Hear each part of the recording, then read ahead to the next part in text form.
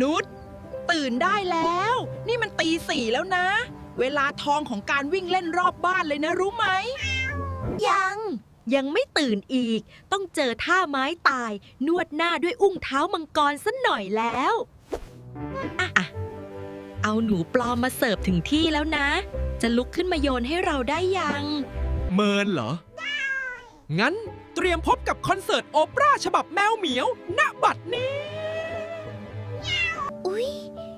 นุชขยับตัวแล้ว แกล้งหลับดีกว่า เราเปล่าทำอะไรนะ นุชฝันไปเองแหละ คล็อกฟี่